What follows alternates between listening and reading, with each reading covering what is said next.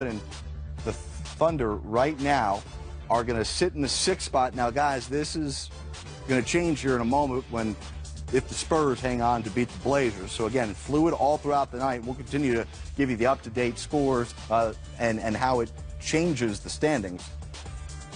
I don't know if I remember anything being this close before in a long, long time. Yeah.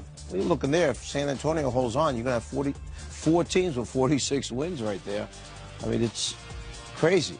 I want to welcome those of you who have just tuned over from ABC, watching the Oklahoma City Thunder knock off the Houston Rockets, 108-102. Huge win for the Thunder, getting 20 from Westbrook, George, and Carmelo Anthony. And the Thunder, for the time being, maintain the 6th spot in the Western Conference with games against the Kings and Pelicans still to go. You look at those schedules. Look at Denver. I mean, Denver's got Portland, who means something too, and Minnesota, who obviously does. So what's going to change here? And again, we're getting all this up to date, trying to do the math as things come in. If the Spurs close out the Blazers, San Antonio will get that 6th spot. But there's still games to go. Okay. Right. And meaningful games here. That's for tonight. They have it. And meaningful games. If you're with us just a couple of moments ago, you know, we're going to talk a lot about this OKC and Houston game. Huge effort by Westbrook, especially in the second half. But what the Pelicans did by winning, big tonight too, because it may come down to the last game of the season on Wednesday between the Pels and Spurs to determine who gets in and who doesn't. And right now, the Pelicans, the next 2 games against the Clippers and against the Spurs, well, the Clippers have been bounced out, but they also need the Pelicans, need that game in terms of a head-to-head tiebreaker. But let me ask you this. How many times, think back in your career, do you remember the coach in the locker room before the game saying, we have to do this, we have to do this, and this is what this game means tonight, and it gives us the tiebreaker? Yeah, I've heard that a lot. And now you're going to get down to this, and we're going to see teams with identical records that don't make it in the playoffs because of tiebreakers. Tiebreakers are huge. It's tough to look 82 games down the road when a coach is telling you that. When you've been through it and lost because of a tiebreaker, or don't move on because of a tiebreaker, that's what happens. Well, for anybody who wants to argue with us hoops heads and, you know, NBA junkies who say the games in November and December don't count, well, yeah, there may be a team who misses the playoffs because of a loss they had in the last week of October. Yeah, and Coach, to your point, you know how sometimes you talk about bad losses, and coaches will also try to spin and say, hey, listen, these are the type of losses that come back to bite you in the butt at the end of the season. They're going to have teams that look at games like, man, we really let that game slip away, or we didn't have the right type of approach against a team that doesn't have a really strong record, and we missed them some opportunities. And normally down the stretch of the basketball season, the teams that are in the playoffs, you know, with 3 to 4 games left, they're deciding what young guys are going to play, hey, who we're going to rest.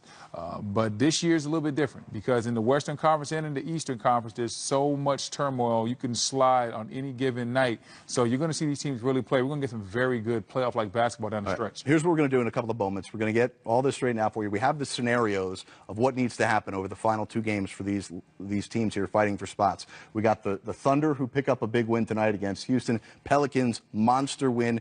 Earlier in the day, you saw it on NBA TV. You had the Nuggets beat the Clippers, which is huge for Denver, knocks the Clippers out of playoff contention. We've also got a big one going down right now between the Spurs and Blazers. And in this one, it's a 10-point lead with under 4 minutes to go for San Antonio. So wild finishes here all over.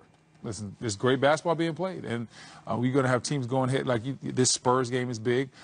Coach, you talked about Denver's going to play Minnesota again in a head-to-head matchup. That might determine who goes to the playoffs, who doesn't go to the playoffs. So there's going to be a lot of excellent basketball games being played. There's going to be a lot of teams with a lot on the line, and we're not used to seeing it at this time of the season. And I think it's going to help some of these teams, too, because now instead of guys coming in a little bit rusty for the playoffs or guys were playing only, they're getting their minutes limited going into the playoffs, these guys, they're going to be in that same rhythm because they had to play, they had to grind all the way through to the end of the season. And so some of these guys, I think they're going to be even better come playoffs. I used to think that with 10 games to go, you could see the difference in your team as far as the energy level, bringing it up a different notch, like you're saying, because everything was falling into place. Depending on where your team was, you were either fighting to make it with 10 games to go, you were fighting to have home court advantage, all those things, and the team sense that they know it, they're on top of what's going on, you're helping them, you're reminding them all the time in the locker room. But that was kind of the market that would kick in where they're looking at it saying like, well, we only got 9 to go after tonight. Right. We got to win this one, not give it away. All right, some post-game reaction coming up from Houston as the Rockets lose to the Thunder. Big win for OKC. Great effort by Russell Westbrook. Show you what's going on in San Antonio. If you were with us a couple of moments ago, unbelievable plays by Manu Ginobili. Here's Patty Mills. 4-point play. He didn't miss the free throw. Aussie, Aussie, Aussie. But it is 107-96. San Antonio leading right now. Portland. Damian Lillard playing in this one. He's got 30 on 10 of 20 from the field, but 6 turnovers. Nobody else, as I mentioned earlier, shooting the ball all that well from three-point territory. Portland team, interesting, huh? You know, they're a squad the last couple of years that this time of the year they would get so hot. They played pretty well throughout the middle portion of the year. It looks like they were inching closer and closer to locking up that 3rd spot, but they've yet to do so. How do we look at this Portland team now heading into the playoffs? Well, I think when we first saw Portland reach the 3 spot, everybody said they won't be there for long. I think in the beginning of the year, if you said Portland's going to be the 3 seed in the Western Conference, I don't know how many people would have agreed with that, other than maybe Terry Stotts. Okay, but they played well all year. They kept on hanging in it. They chipped away, moved up. And when they got to number 3, I did not personally think they would stay there for the rest of the season. But to their credit, they have done that. They've earned that spot.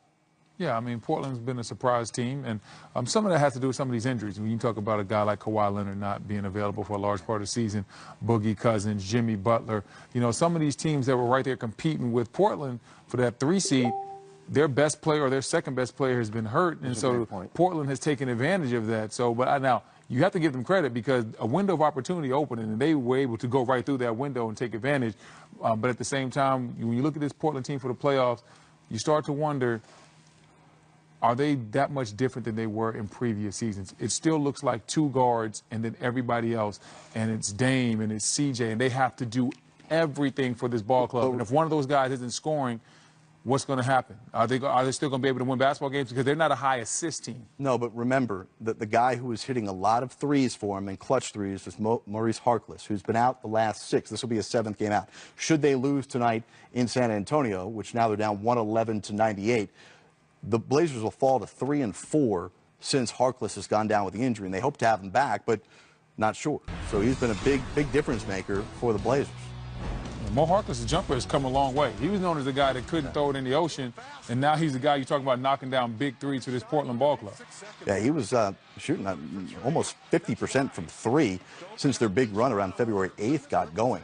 So here comes Damian Lillard, and guess what?